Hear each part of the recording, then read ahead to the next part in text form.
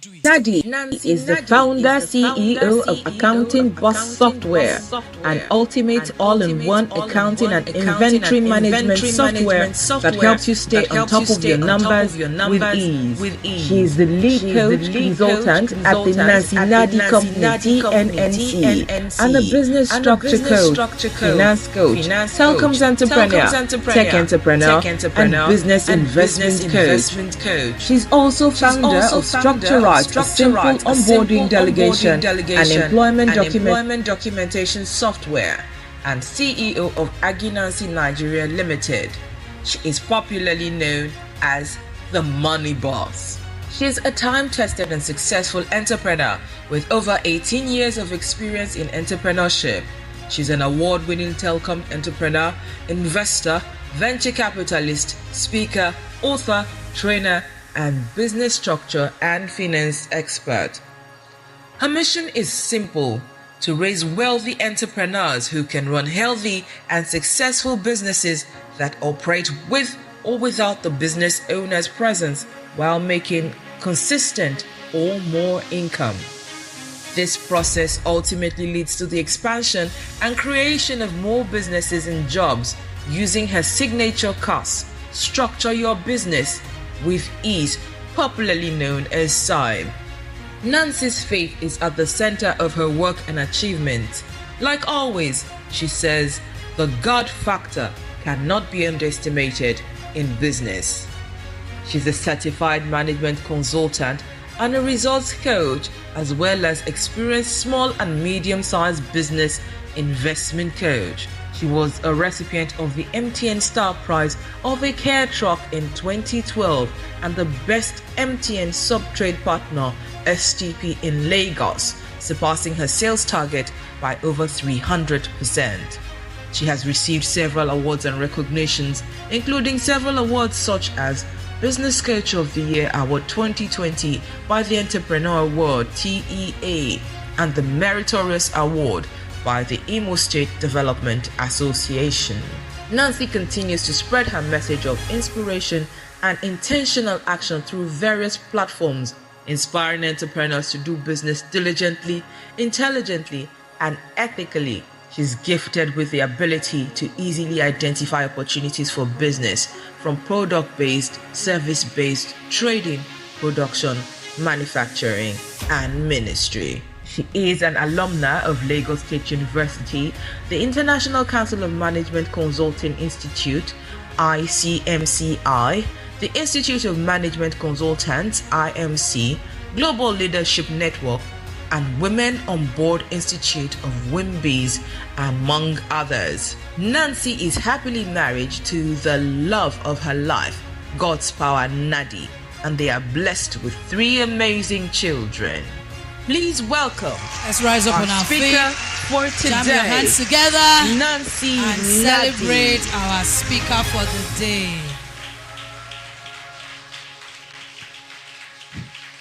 Thank you so much. Thank you, everyone. Thank you. You can have your seat. Thank you so much. I realized I was like, I want to listen to what she was teaching, and she was speaking to me directly. Thank you so much. I want to take this opportunity to honor you. You know I love you so much. I appreciate you so much. I love you so much. And thank you so much for what you are doing. When I started business 18 years ago, I was looking for who to advise me, but I never saw one. I know every time I will cry in the night, in the morning I will run to my store. It's only my husband that knows that I will cry and wipe my tears and run away. And sincerely, I was really looking for help. Who can I speak to? You know, you get to a point in your life, you don't want to speak to your mom. My mom is somebody that is full of wisdom. But somehow, I know what she will say. And I don't want to do what she will say. I wanted somebody else to just tell me something, a different, she will tell you, you have acquired that asset. You can't sell it because you need money. I know that's what she will tell me. So I just needed a business person that can tell me something different. And I thank God today that we all are very lucky. We have a lot of business coach around. People are sacrificing. She has done a lot. Putting this training, this summit together, sacrificing a lot to make sure that you get it done easily. And the truth is, if we follow the footsteps of what is being shared, you don't need to go through some of the stress that we went through. You don't need it. You can avert it by just paying attention to what we will teach or all the things that have been taught. Like you said, that it will be on YouTube. So take time to watch it over and over again. Thank you so much, ma. So I'm going to start with sharing my story because she said some things that really resonate with me, and I'll take it from there before I go into my main teaching this morning. I remember about 8 years ago. If you know my story a little, I'm from a very poor background, but 8 years ago already I was a multimillionaire at that time, 8 years ago. So I've made money doing telecom business. I have now made money. I've done what I know my parents could not do. I've done a lot. I've achieved. My friends want to be like me, but I got dissatisfied at the point. So I was like, so this life, is it just all about money? Now I've made the money. Kilo kun. I was now asking God, like, okay, now we have done business. We've put in all the energy. We've made the money. What is the next thing? I started looking for what's the next thing. And that my business was already 10 years and above at that time. What else? At least I'm okay. I can take care of myself. Whatever I need, I can get it. Now, God, is that the only reason why I was created? To be making money and be going up and down? And that was when I went into retreats. And I want to appeal to every business owner. Take time with God at least once a year. When we are busy running about, sometimes some messages don't come. They even come, we don't pay attention. We don't listen, we don't hear. But when you take that time for God, you put yourself together, you will listen and you will write down. So I took 7 days on a retreat. It's okay, let me I was just satisfied.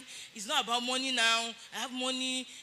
Oh, what else? Something was just in me. I was just feeling one emptiness in me. And I went for that retreat. I did a fasting for 7 days. I continued. I prayed.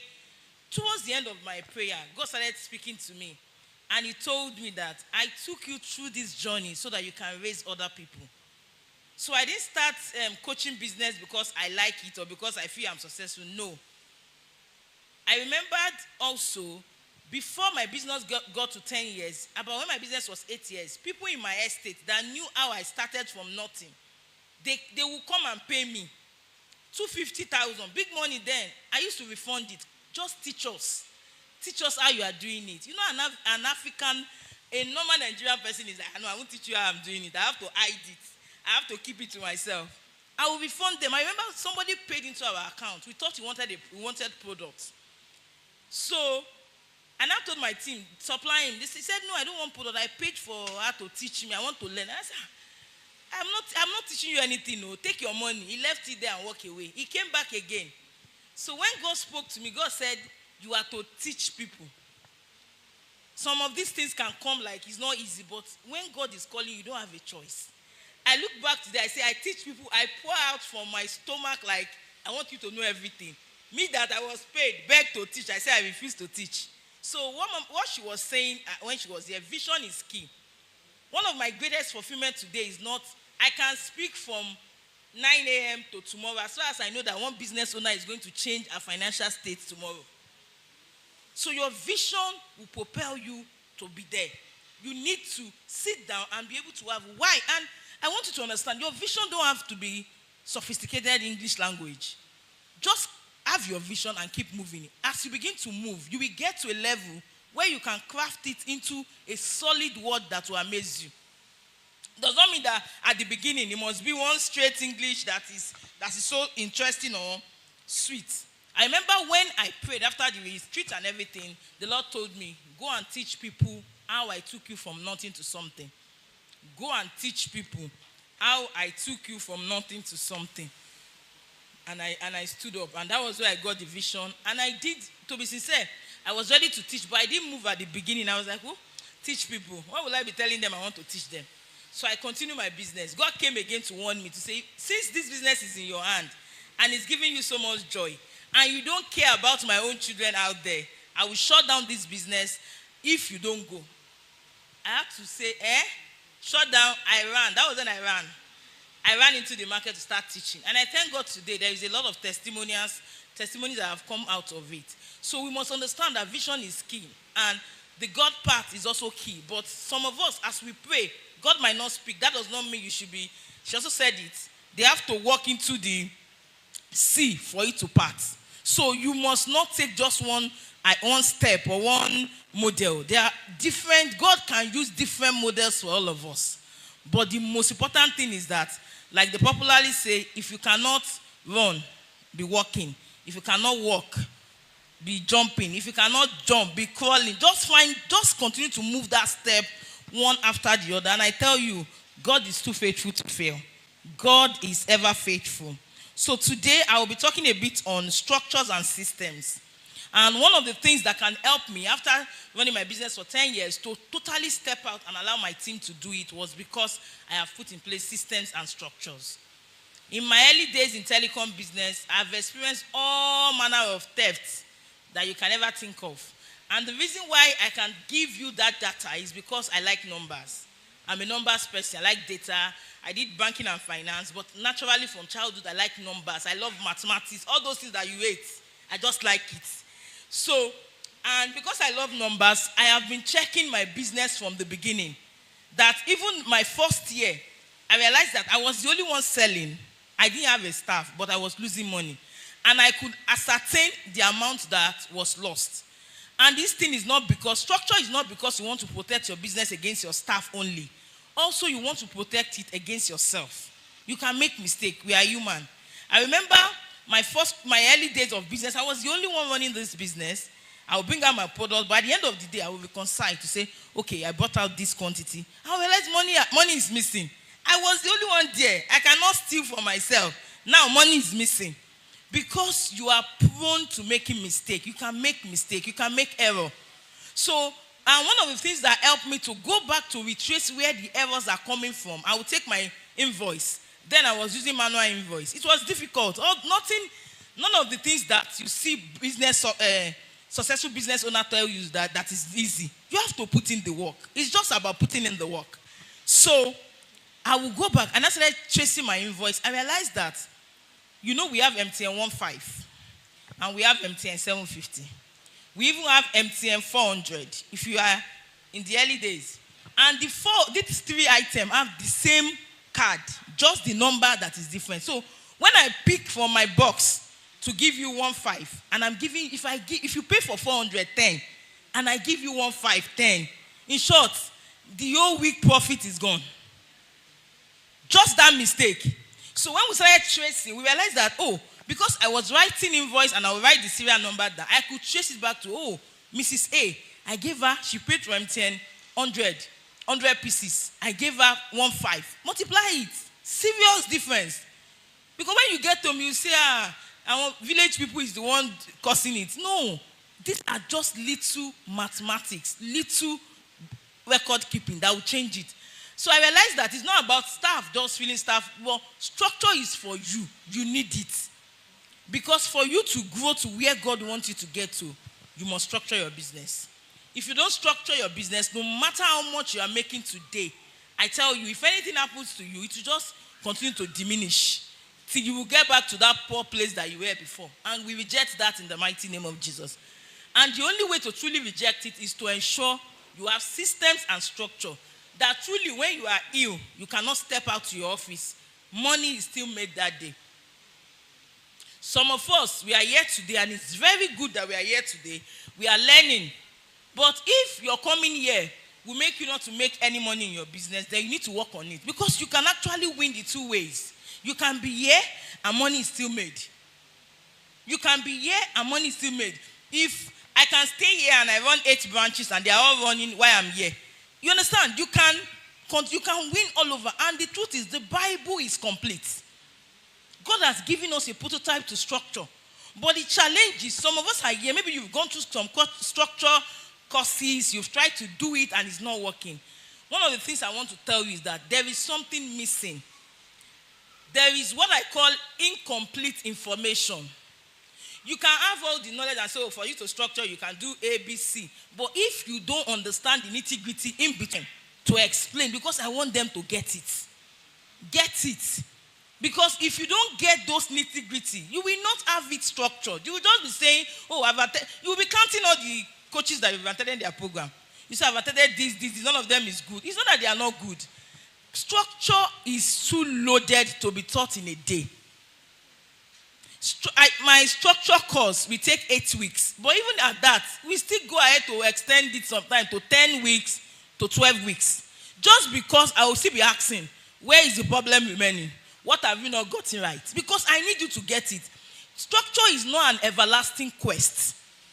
Structuring your business is not an everlasting quest. Once you get the concept of structure, you will have solved the structure problem once and for all. The only thing you need to do is overhauling it, improving it, because as you get bigger, you can branch out again. Your customer base is increasing. You might need more staff again. But now you have a model that you can continuously replicate.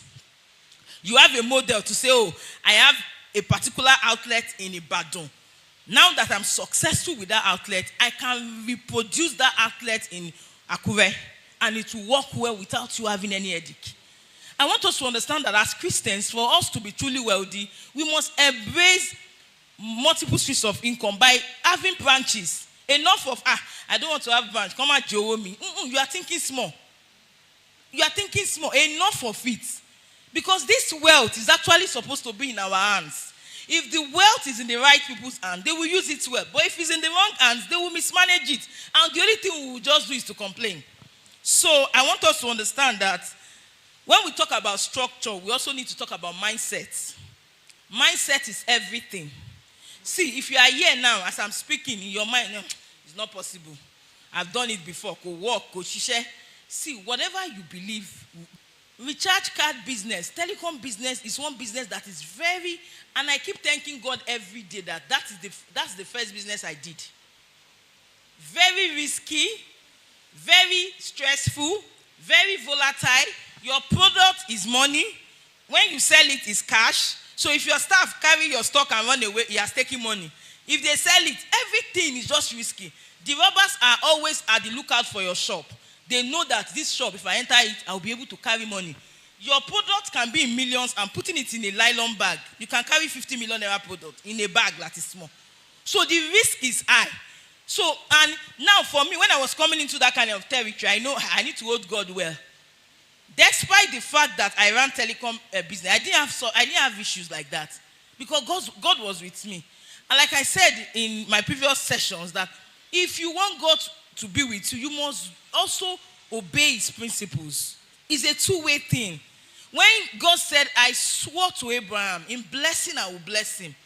Hey, I say, God, I want God to swear like this on me. In blessing and in multiplying, I will multiply his seed.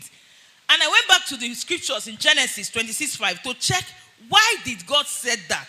He said, because Abraham followed my laws, follows my instruction, follow my statutes. So for us to even say, Abraham blesses are mine, are you doing the things that God wants you to do? Are you working in alignment with the principles of the kingdom?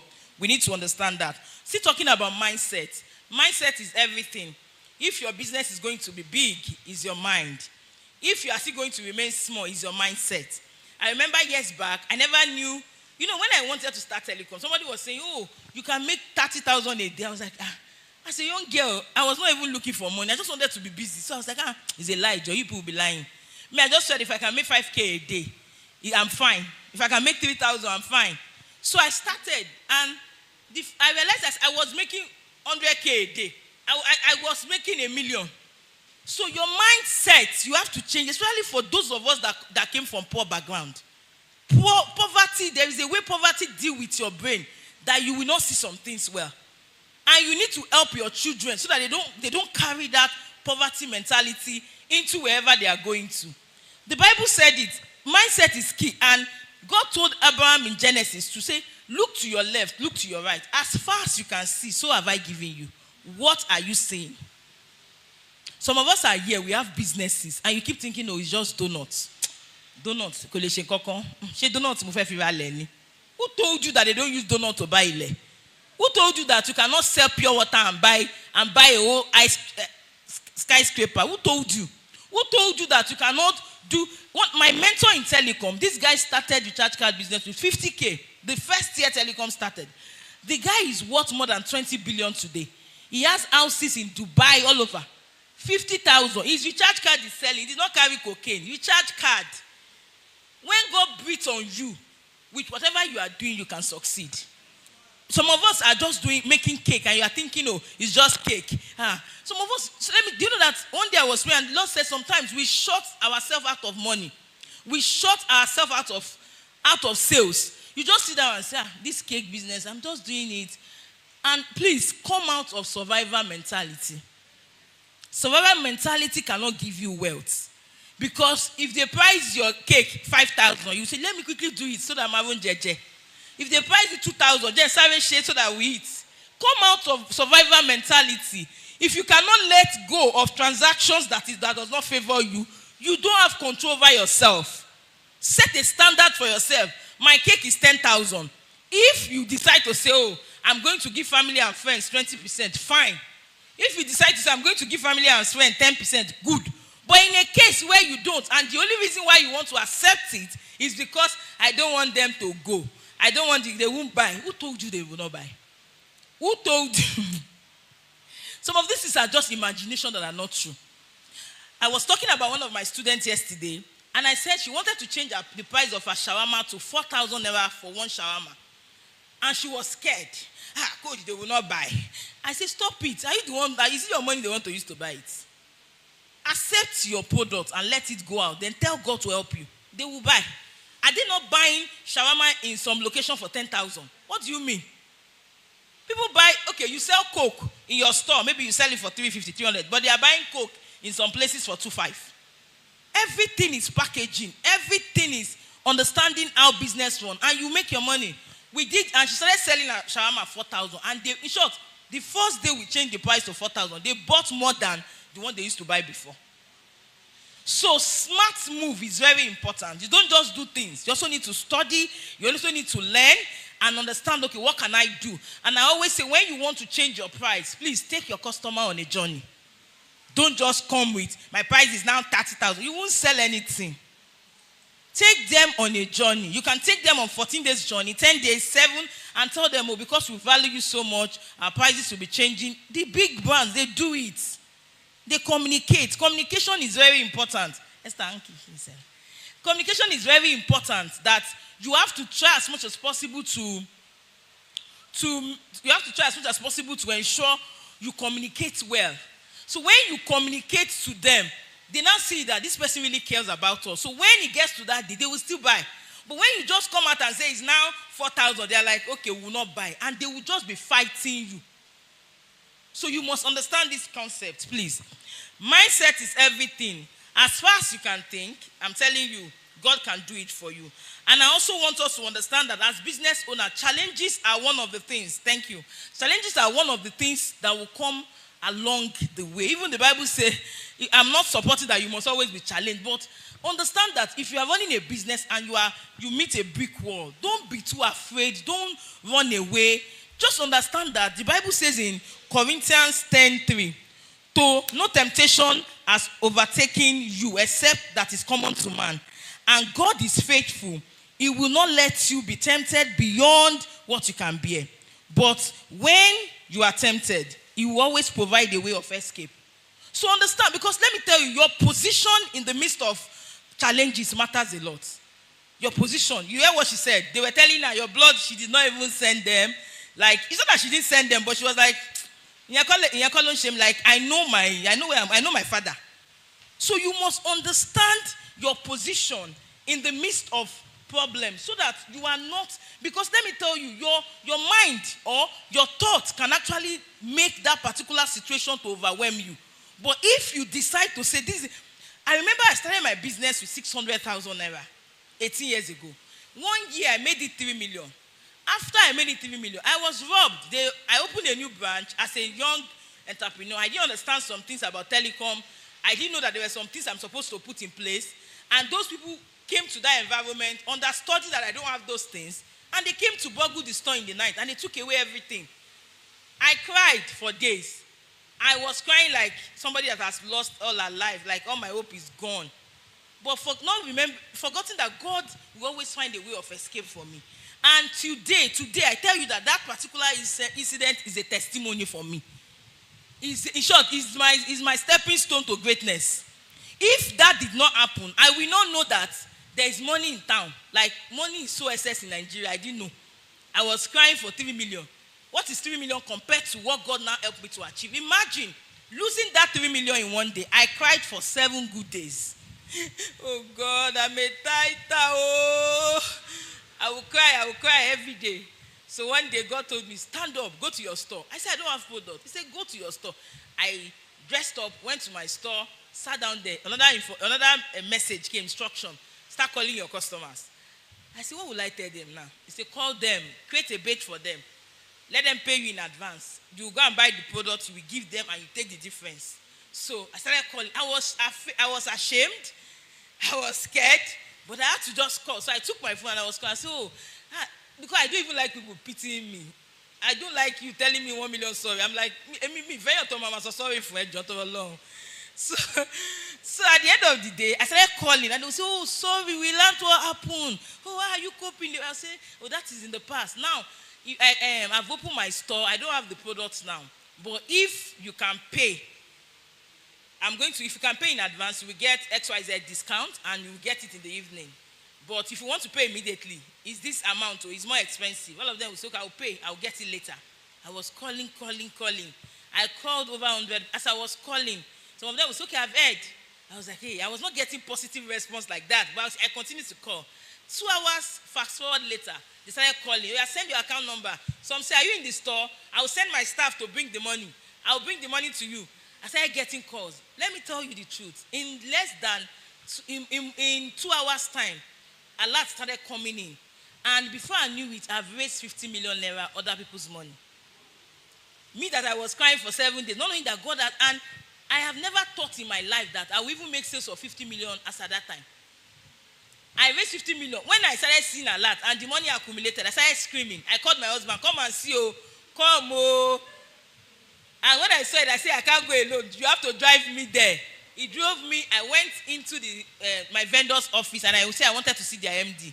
Because I was robbed 1 week ago, they thought I came to beg for products. But not knowing that the God I serve has changed the story. And I got there and they said, oh, you can't say. I said, no, I want to buy product of 50 million. But I need to discuss with your boss to buy it. When they heard it, they said, okay. They gave me, they ushered me in. And I sat and I said, sorry, sir. I can't be buying 50 million with the same price I was buying 3 million. I need more discounts. The man said, no discount. He was talking. One of in his heart, he's still scared, like, she lady, you need 50 million. I'm like, Oga, if you agree to give me discounts, because you have been selling to me, I will buy from you. But if you disagree, I will go somewhere else. I just said I should come to tell you. And he was saying like, no. I said, okay, bye-bye. Immediately I want to say, come, okay, we'll give you. I said, okay, how much discount are you going to give? Instantly, the man gave me 1% discount. And I made 500,000 naira that day. And I was crying for 3 million 7 days ago. And it did not take me less than how many years. I raised capital from nothing, 20 million. I was seeing my money, from 0 to 20 million. And I got to 11 and I told them, don't pay down again. Me too, I have capital now. So my customers will now come and say, Nancy, please, what's your price? I will tell them, they will say, if I pay advance, will I get this? I say, no, I'm no longer doing this. Pay and carry your product and go. Because God has changed my story. And I tell you today, if you are privileged to have credit, if you are privileged to have loan, it is not forever. There will be a time that they will change the narrative. And a lot of people don't know. They will be eating all the old profit and say, credit. It is not forever. There is times and season for everything. If you don't know it, you will be at disadvantage. And I don't want to go into that. So, we need to understand that as Christians, it is our responsibility to do some things for ourselves. And when we talk about structure, one of the important things we must learn when it comes to structure is discipline. It takes discipline to implement solid structure. It takes discipline to grow any brand. It takes discipline to grow anything. And the price for diligence is discipline. When the Bible said we should be diligent and you stand before men, you will stand before kings and not mere men. It is not for fashion. You must be diligent. And I'm sorry to say it, most of us are not diligent enough. See, that business in your hand can turn into a multiples of millions if you can just pay attention to it. I just came back from the UK and we say, oh, abroad, UK, US, do you know they work more than us? If you are running a business and you say 10 hours, hey, my in-law that I stayed in her house, she will say, Nancy, I'm working from home today, but please, you won't be able to talk to me. It's at home, not the one we do in Nigeria, online work, and you are sleeping. No. I won't be able to have conversation. This is in the freezer, this is the food, and she will be sitting down. That 8 hours, she's working. She's on system, working, really working. Because she has clocked in. And I tell myself, if all of us can just dedicate and say, I'm going to do, don't do 10, just do 5 hours daily, uninterrupted on that business that you have. No, sometimes you think you are working on your business, but you are wasting time. You are gisting. You are talking to these people. I'm saying work on your business for 8 hours every day. You don't have anything to do, be doing research. You don't have anything to do, call the customer that came before. You don't have anything to do, carry the book and call your staff and be coaching them. I'm telling you, your business can never remain the same. And I am saying this because I have done it before. For good 10 years in my telecom business, people say, telecom, how can you say you make so much money? I did make money in telecoms. I resumed 7 a.m. in the morning. And I'm the last person to leave the office. And I tell you, in that industry, they know me differently. If you put in the work, it's not about us talking. The work must be done. In this partnership with the kingdom, with God, it is you and God in partnership. You will pray for his mercy, for his hand on you. Then you will put in the work. If you put in the work, and you are smart with putting in the work, and you have smart moves, I'm telling you, nobody, that industry will know that somebody has entered. That your industry will know that there's somebody called XYZ in so place.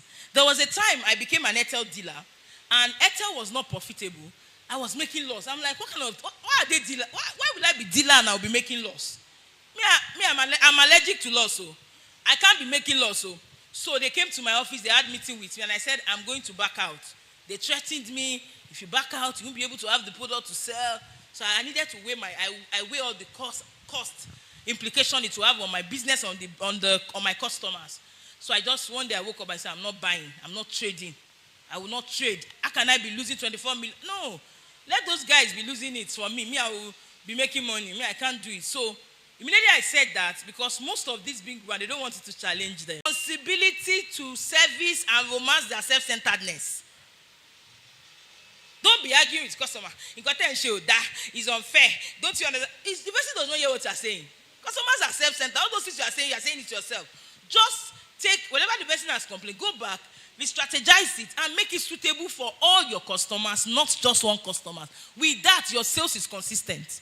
I don't know how to focus on one person. I have a system that cares for every customer, so that even though I'm not in the store, my staffs are selling seriously.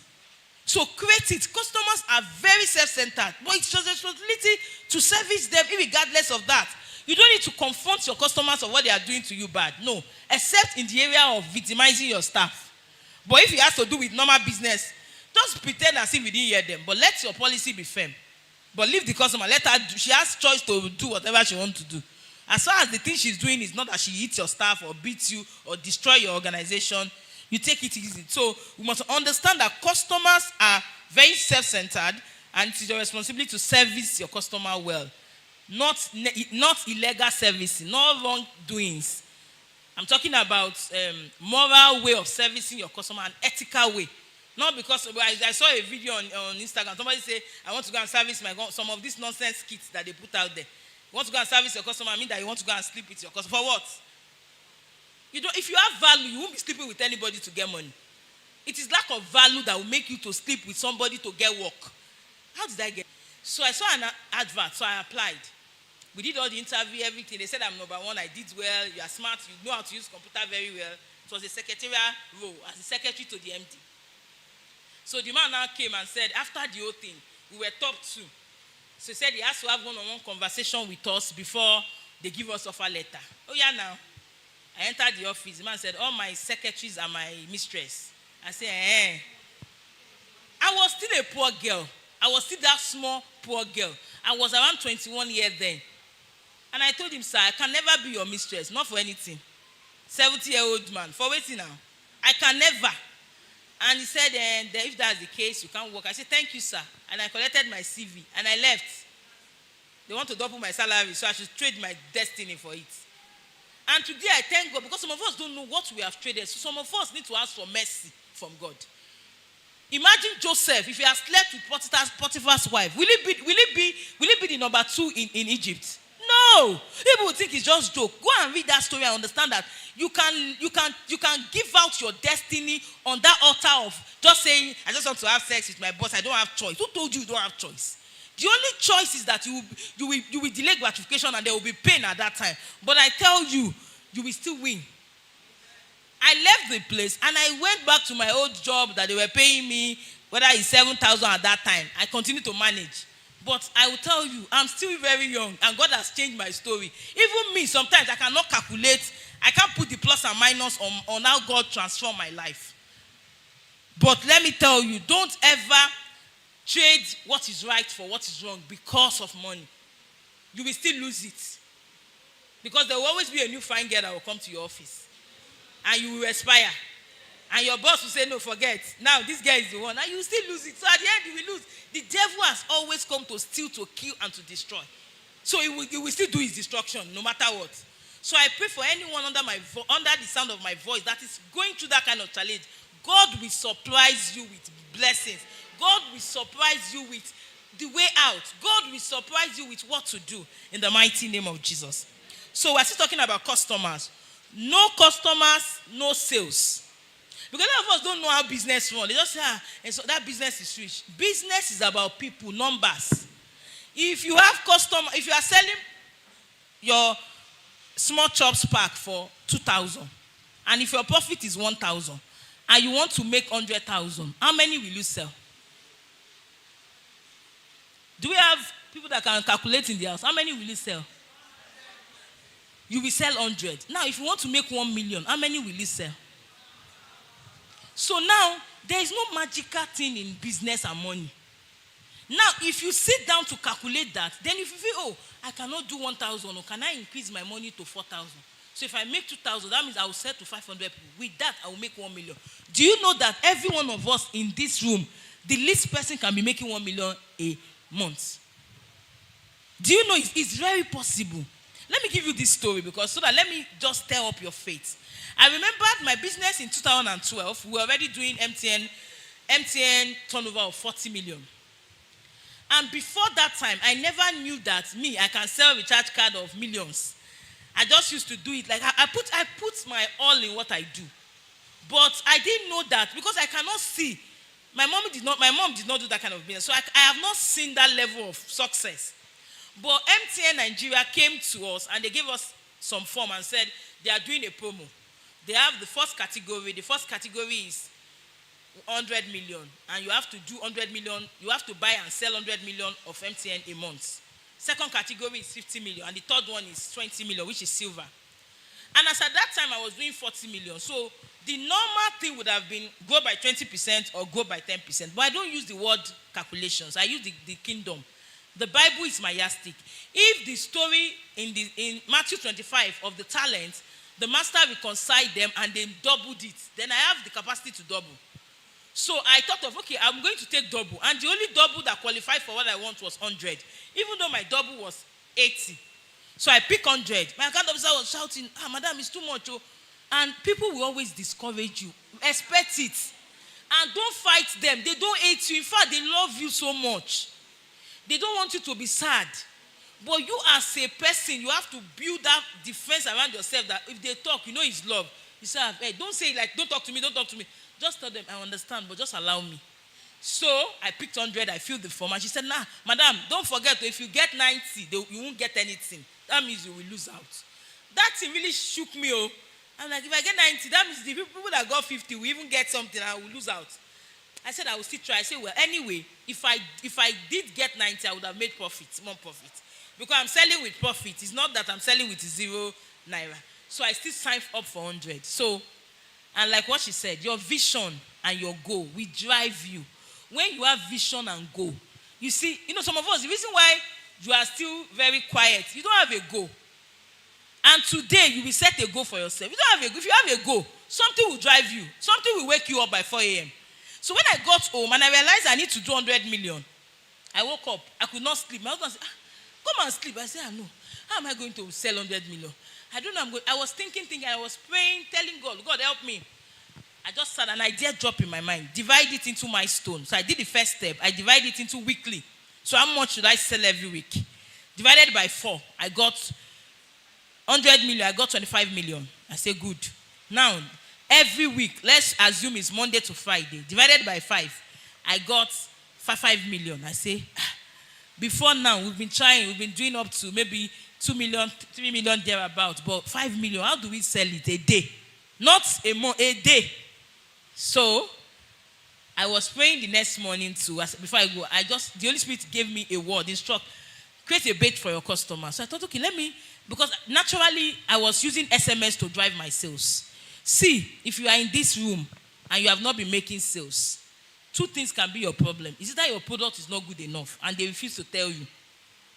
Or you are not creating visibility. People don't know you exist. So I've told people, don't be running away to say, don't be the one saying, it's a lie, my product is good. Just go and look for a sincere person. In short, pay the person. I want to pay you to test this product. Is it good? Don't go and give your mother. Your mother will pamper you and say, okay. Your sister will say, we are not talking about Oda. We are talking about global standard. I'm telling you, if your product is good and you have visibility, you are already a billionaire. There's nothing in business. There's nothing mystical about business or making money. It's a thing of data, numbers. Then you now drive it with structure because you won't be able to do it alone. So I did, and I sat the first day. We sent out SMS. If you bring a customer to buy from our store, we will give you XYZ. If you buy, we will give you XYZ. So we had to do that. We sent out message. People started coming. The first day we didn't meet. We still sold around 3 million. The second day we did 5 million. The third day we did 10 million. The next day we did 40 million. Not in a month now, in a day. At the end of the month, we were doing 400 million continuously. That is times what? Because I can't, professional people will say, do 20% up. No, Jesus does not do. If Jesus wants to attend to your matter, he will turn it upside down. And at the end of the promo, I won the Kia truck. I make profit. I sat down to say, I would have been saying, oh, Jesus, I'm waiting on you. Lord, what are you saying? Not knowing that God has already given you. He said, I'm the one that giveth the power to get wealth, so that you may establish the covenant. We need your money in the covenant. We need your resources in God's kingdom. But now, if you are not making money, you will complain that I don't want to pay tithes. I don't want to pay this. I don't want to support. Because you are not making money. If you have money, will you be complaining? And now, the secret to that part is also, if you don't give when you are small, you can't give when you are big. You see all those things that I only 10,000 I have. If I give them 1,000 now, what we got this 1,000? Give it. You must give it small and grow up. I'm telling you, it's a principle. Because a lot of us, because I'm from a poor home. I remember when I earned my first salary as 3,000, I took on 300 naira. I started paying tithes since when I was 19 years. So that somebody will look at me and say, don't envy me. Since when I was 19, I was paying tithes consistently. Till I started paying tithes in millions. You have to start with nothing. Leave all those people talking around you. And I want to challenge everyone today. If you have not been consistent, the word about tithing is the consistency in it. It's not I did it yesterday. I did not do it today. Okay, I did it with my salary. Somebody sent you 50,000. You did not do it. You are not consistent. Somebody sent you 50K. You will tithe on it. I did not say tithe with money that you want to go and use to. Some people say they tithe with some things. I don't know that one. I'm talking about income. Somebody gave you 50K. Tithe on it. You earn your salary. Tithe on it. You make profit from your business, tithe from it. I'm telling you, God is too faithful to leave you. Even if it's remaining a little minute to go, He will show up for you. It will show up for you. So I started and I won that Kia truck. Imagine me that was doing 40 million to be doing 400. And today we are no longer there. We have moved. So you will not be saying, I'm waiting for God. God is waiting for you. God will not do visibility for you. God will not help you to package your products well. Set a goal. There is 2 sides to business. There is the business part of your business, and there is the skill part, which is, I make cake, I do hair. Go and learn how to be skillful in your hair making. It's a different thing from business of that business. Because the business of that business is what gives you money. If you know how to do hair very well, some people, they have good products, they can do hair very well, but they don't have money. Because they don't understand the business of business, which has to do with your strategic moves, your strategies, how you do things, your visibility, understanding what to do to make people know you. See, stop hiding. Your hiding is you are doing evil to yourself for hiding. Take your product to the world. That's the only way you can be wealthy. Because as Christians, sometimes we want to mix up visibility in business with humility. And so that people will not say, I'm doing shakara if I come online. And when you are going online, people need to see proof, results. You come out to speak results. You don't be, oh, this product is good, buy it. Who will listen to you? But if you come out and say, Papa Deboye just ordered this shawarma now. It's part of marketing. But we as Christians, I don't want to talk so that they won't know. They won't know what. You came here and say, oh, I'm the one that organized this particular hall today for the program. And people want to work with who is working. Social media, they don't like poor people. They don't like anybody that is not succeeding. If you are back, they will leave you there. They only move with those that are moving. And if you don't understand it, you will be losing out. And you'll be praying every day in church, and God will say, my daughter, I've given you this money. Because the money, even when the Bible says, I will bless you and open the windows of heaven to you, it is not physical cash. It is wisdom. It is wisdom. It is insight. It is destiny relationship. It is strategic friends. Now, you as a person, how do you keep this thing? Strategic relationship is another topic. That is when you dishonor those relationships, you will shut the door to strategic relationship. And some things that you can get easily will now become a difficult thing for you to get. And you still go back to pray to God. God will open our eyes in Jesus' name. So every customer is asking for one thing. And the thing is, the benefit of your product and services. What is the value? What is value of that product? How will it add to me? That's what they're asking you. It's not about I sell shoes, I sell clothes, I do this. How will it improve me? How is it going to help me? How will it do me better? That's what a customer is selfish. And your responsibility is, see, if you want to sell, you must learn how to say what your customer wants to hear. In telecom, what I do is every morning I'll write tests out. Because I know what they want to hear. Because I'm also a telecom customer too. I want to hear that you have all products. I want to hear that the prices are okay. As you are selling prices that are competitive enough. Then I want to hear that you are not going to waste my time when I come there.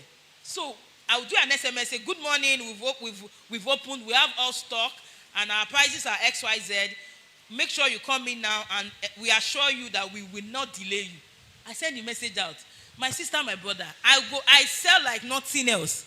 And my environment, who will say, if Nancy has not closed, we will not start selling. It's not my business. So you must know what you want from your own industry.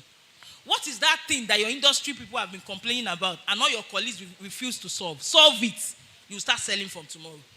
Sit down like this. One of the things that stayed so long in telecom industry was delay. They can delay people. They will tell you they are writing serial number. You can be in their store for 2 hours. But when I came into that industry, I identified that. I solved it. I started making sales. Even people will be calling their friend. Man, waste time. Come here. They will even tell them, don't go there again. Come here. They will give you receipt. The receipt is clear. You can even collect like your bank statement. The transaction you have done with us for a month, a year, we can give you. Because we have software that is backing it up. So some people use our own system to do calculation to calculate their own profit and pay their tithe. So you must be ready to add value wherever you are. And value is not difficult. Number one, identify the current challenges in your industry. If you cannot solve the big one, pick one or two that you can solve. Don't promise what you cannot solve. That one is going to cause more problem for you. So, then, every customer is asking for one thing. What is in it for me? What is in it for me? What is in it for me? That's what every customer is asking for. Business is about creating visibility. And visibility is equal good product plus visibility equals sales. Sorry, not visibility. Good sales. Good sales equal good product or services plus good visibility equals good sales. And good sales turns to money. It is your sales that turn to money. Not you having the product. Some people say, my shop is very big, it's loaded, everything is expired. What is the essence of your shop? I remember I had a client, she would tell me every month, she has a pharmacy store that she must have about 1 million expired products. I said, kilo day. She said she didn't know. And I said, because you are not using systems and structure. And we changed it to help her to set it up. It reduced to 400. We did it again. It reduced to 0. Some things that you are struggling with, I want you to hear it today. Some people know it. They know it like, they know it. It's so easy to them. And there are some things you know that some people don't know. So we all carry different gifts and graces. So don't overlook. Anytime you are facing any challenges in your business or your home, know that thing, somebody knows it. Seek for help. Like me, I've told myself, anything that is stressing me, I won't stay long with it. I don't want pain in any of my part of my life or my body. No. I will look for help, sharp, and resolve it. Sometimes the help might come with money.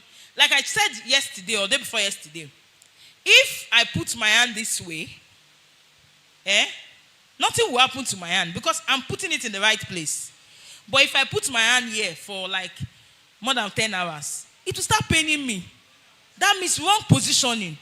So any area that you are seeing problems, stress, your marriage, your children, your business, your life, seek for help. Seek for help. There are people that knows it. This lady, by just putting systems, putting accounting software that have expired dates, she can realize that she does not need to have expired product and be saying, I'm charging 1 million. What kind of thing is that? Like if you have made profit of 4 million, you now minus 1 million as expired product. Oh, Jesus. If they told you, give the church that 1 million, now you'll be complaining. You now minus expired, you will now be sowing to devil every month. Because that one is to devil, because nobody will use it. So we must understand this thing and tell you, and these things comes with wisdom. And for me, I thank God, I always tell people, I know people will tell me, Nancy, you are wise, you have wisdom. I tell you, it's me, I pay tithe, and I realize that with tithing, wisdom, God will drop it. He will drop it on you. Don't follow the word people. Don't follow people around you. Test it by yourself. Give yourself a target and say, I want to be consistent with my tithing from this today to 2 years' time. And I want to see how my life will be. See, you can't even be worrying about money. I can't sit, even though my account is empty, I'm not worried. Because I know if I call forth money, it will come. I'm serious. And it's not a job to say, Coach Nancy, you have money. Even when I did not have, I was never worried. I told you, when I went for that interview, I didn't have money. I told you, bye-bye, God bless you. Because I am content with God, I've seen that God can change your story. And I decided to be with him. I don't want to be in the middle. So, there are reasons why you are not selling. I've talked about it. It's either your product is not okay or you are not creating visibility. Make a promise to yourself today that you start creating visibility about your product. Visibility to the right target audience, not just telling everybody. Some of you will go and be telling people that will even discourage you. As you tell them, they will just say, no, your right audience matters. Then business is about selling, knowing what to sell, knowing how to sell it, knowing what to say to make customer pay you. What will I tell these people to pay me? And when somebody pays you, go back. Reflect on the last customer that bought from you. What did I say? What did I do? You can repeat it with other people and they will pay you. So when you see any success trait in what you do, reflect on it. How did it happen? Then you try as much as possible to repeat it. I'm telling you, start getting that result there. Understand that how many units you need to sell to achieve your financial goals matters. Let me quickly give us a quick expo to setting financial goals for yourself every year. As a business owner, it is important that you set financial goals every year. If you don't have a goal, there's nothing chasing you. Let me give you an instance. If I did not have a goal that I need to sell 5,000 in my store, if 5 million naira that time, if I get there and my staff did not sell 5 million, I will be concerned, like what we would do. But assuming I don't have a goal, even though they sell 500,000, I will just say, let's close and go home. And which is what most of us are doing. Oh, Kileta. Oh, I sold 2,000. Okay, fine. Kileta, I sold 500. No. Once you have a goal now, if they tell you they sold 2,000, you say, so this customer did not come, your brain will start working. It will drive you to success. Have a goal. And how do you set your goal? If you can know your current liquid assets, multiply it by 2. And tell yourself, oh, my total worth this year is now 5 million. In the next 1 year, if those in the scriptures, they were even before we came, can double it. Who told you that you cannot double it?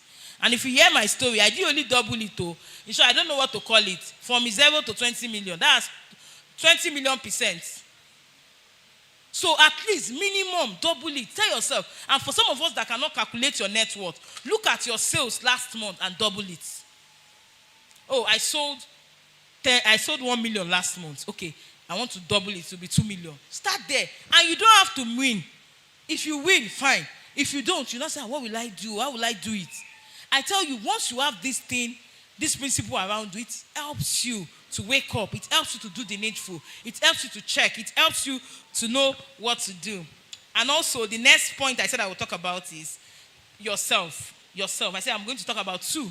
The second one is yourself. I said there are 4 stakeholders for your structure to effectively work well. Your nation, your customer, your employees, and yourself. If you can watch the replay of yesterday, I said so much about employees. But today, the last one I'm going to talk about is yourself. Understand that improving yourself, going for training, it is not for joke. It is not for show. It is for your own personal growth. Who you are today is not who you are yesterday. And it's a function of what you are taking in. And I want to beg everybody, avoid listening to negative things. Avoid it as much as shut your mind over negativity. Because there is a way it affects your person. And also, those who know rule over those who don't know in any industry. When you know, you will rule over your neighbor. When you know, you rule over people. Because they don't know what to do. A lot of people don't know what to do. But if you know, you will rule over them. The quality of a person running the business matters a lot. Because businesses don't make money. It is those that run the business that make the money. See, you must understand this thing and hold it to heart. So if your business is not doing well, it is not the type of business that is the problem. It is for you to improve yourself. It is not the type of business. It is for you to improve. And where you are today is your fault. Might be harsh. And where you will be tomorrow is your responsibility. Now, if you say, how can you say it's my fault? When you were a child, everything that you do when you were under your parent, below 18, is your parent that is putting you through. But since you have turned to adult, everything you now do is your fault. You are the one that made the decision to go and start your business. You are the one that made the decision to open your shop in a location where people don't used to pass. Is it my fault? Am I the one that helped you to set up the location? So you have to now go back and think, what am I not doing right? And when you change them, I'm telling you, as little as location, how you package your product, those things can change the narrative for you. So you must get it. Where you are now, the current level of your bank account is your fault. If your bank account is 0 naira, you are the cause. If you are ready now, it will change from tomorrow. Yes. So I want to talk about separating yourself from your business, still under yourself. As a business owner, one of the important part of structure is that you put a line between you and your business. Your business is a separate entity from you. Your business is not you. You are the owner of the business, but you are not the business. There is an entity concept in accounting that makes you know that your business is separate and you are separate. And if anything happens, that's why, if anything happens to your business, it will affect you, but you must understand, you must put a line. If you truly want to be wealthy in business, you must be ready to put that demarcation between you and your business. And how do you do this? Number 1, draw a line between your home and your business. For some of us that cook from business money, it's not the right thing. You have to earn a salary and be cooking from your salary. Don't cook from our business money again. It's not your own. Collect your salary and cook from your salary. Then number 2, be professional about your business. People will pay you more when you are professional. And don't look down on yourself. Manager, you don't have to be proud, but don't be saying a manager. Be professional. This is what we sell. Don't reduce yourself, because it is how you see yourself that people sees you. If you see yourself well, people will see you better. So be professional. And when we talk about being professional, you need to register your business too. Register your business. It will help you. And when we still talk about being professional, You must begin to know how to respond to people in a more professional way, not just doing business anyhow. Then create a dedicated workspace if you work from home. If you work from home, have a space between your sitting room and say, this is my office. So that 8 hours, you will time yourself for first 4 hours, you rest for 1 hour, you come again. If you sit there twice, you now realize that you are not doing anything. You now realize that you are using the time to gist, you are chatting. You now say, you put your phone aside and say, how do I work on this business? Working on this business is thinking, okay, what will I tell customer? How will they buy? You will work on it for that hours. If it's 5 hours you want to choose, do that. Especially for those of you working from home. The fact that you work from home does not mean that you should not dedicate time for your business. So, set a working hours for yourself today. And say, I will start with 4 hours. But at least the normal hours should be at least minimum between 8 to 10 hours a day on your business. You can start small, but put in the work and don't play with that time. When you work from home, get dressed when you are going to your office. Your sitting room has your office table. Get dressed and go there. Get dressed and go there and say, oh, this is my office. This is where I sit. Thank you. Okay. This is 15 minutes. Okay. This is where I work, and you dress. And also, dress the part of your business, but don't waste your money. When you are going to your office in the morning, especially for some of us that work close to the office, close to the home, we can just wake up with our pajamas and be running to the office. Try as much as possible. Take your bath. Dress as if, because you can't go to your office like that. Assuming you are working. So change that narrative. Let it be conscious of, I can't go to the office like this. I must look good to go. Because people will see you before they see your product. Then, ban every form of distractions. Social media is good, but it can also be very addictive, and it can also be very distracting. So what do? No time when you can chat. Then when you are working, you can set it aside. It will help you a lot. Then track your shared expenses. Maybe you are working from home and you use the diesel in your house to bake your cake. You can begin to share expenses. It will make you more responsible. Your spouse will see you even more responsible. A lot of people say, my husband is not supporting me. If they've been giving you money, January to February, they gave you 2 million last year. No, nothing to show. I'm not blaming you. They gave you another 5 million last year. Everything is gone. The man will not, he will not divorce you. He loves you. But money, he will not give you again. I have one of my colleagues in telecom. So she cried to me and said, my husband has money and I'm suffering. He will not want to help me. And I said, there's something you have done. I said, I'm talking from experience. There's something you have done. She said, I said, have your husband given you money? I said, about 4 years ago, he gave me 2 million. I said, did you return it? He said, no. Did you report the matter? No. Again, he gave me another 5 million. I said, he has given you money 3 times. And you want him to give you again. No, men don't put money inside baskets. They know what they are doing. They will be cheering you up. My wife, how are you? They will be hiding their money from you if you don't know how to multiply money. So what did I do? I told her, I said, you know what?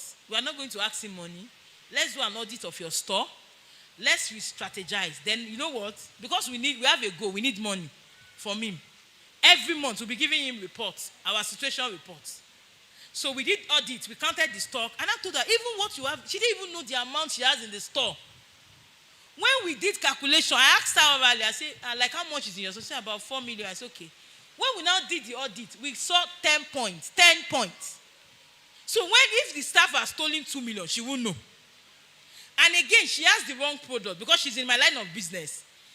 There are 4 products. We have MTN, Airtel, Glo, 9 Mobile. Now, those products, MTN is number 1 anywhere. They sell more than any other sale. Now, she now has the last one. She now has the last one. Over like 70% of her money is tied up in the last one. With that, she will be struggling. So not that she needed funds. She just needed to retweak her system. And what made her to have that so much was because some people keep giving her good offer on that product that is not selling. But she was not smart. She was not buying that one. Somebody like me, they know me. If you give me good, I say, I've not sold the one I have. Bye-bye. Because if not, I will be stressed. When you tie down your money in inventory, you won't have money to do your day-to-day cash flow. So she did that. We now restructure. I now told her that we now divide. And I say, for MTN, you'll be using 6 million. Anytime your MTN is less than replenish. For Airtel, you'll be using 2.5. For Glo, The money is 1 million. Then for 80 salary, 500. We shared it. So I need to give her a benchmark so that she won't be causing problem again. So we started. The first month, the profit increased. We did a report. I said, just give him. Don't tell your husband to just give him the reports. He gave him the net worth. Just man said, who is teaching you this math? He said, no, I just wanted to know how I'm doing. The second month, when the man saw the money increasing, he said, no, need mama fun lowo si. And he gave her 5 million naira addition. So when you say, my husband is not giving me, my siblings are not giving me, because me, I'm a sibling to somebody. And I tell them, if I give you my 1 million once, you cannot multiply it. Forget it. But yeah, I'm not, if you like, my mother should turn upside down, I won't give you. Because it happened in South Africa, I will not, though. Because you must be ready to multiply. I'm telling you, people are ready to invest in you if you can just multiply what is in your hand. But a lot of us, it's not that, it's lack of being accountable, one. Some of us, carelessness. Some of us, we don't understand the business narrative. We just do it. And no, don't say because it's my husband. Love is not in money like that. They can dash you money. You want to go and buy clothes, but give you tangible money to do business. Give you, let me tell you, there are some men that will give their wife 100 million, 200 million. It's not because it's the wife. The woman is accountable. She's a good steward. They don't just give people money. Your family will not just give you money. And somebody else will give a total neutral stranger and say, oh, Nancy, is there a business you can do? And they will put down and say, I have 250 million. How much interest will I be getting if I give you this money? I want to tell you, so they have sisters and brothers that need money. They won't give them. Because it is about management. And when it comes to the kingdom, getting money in the kingdom is that you have to prove yourself to be a good steward. You have to show results. Even Jesus caused the fig tree. Because result is important in this climate that we are. I gave you 1 million last year. You come back and say, auntie, it's now 3 million. In short, I'll give you another one. But I gave you 1 million last year. We now came. You can start talking story.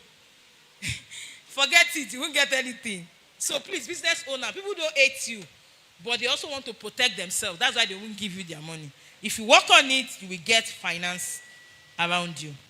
So one very common mistake most business owners make is that they merge their personal business account, their personal account to their business account. Okay, I still have time. They merge their personal account to their business account. Your business account should be totally different from your personal account.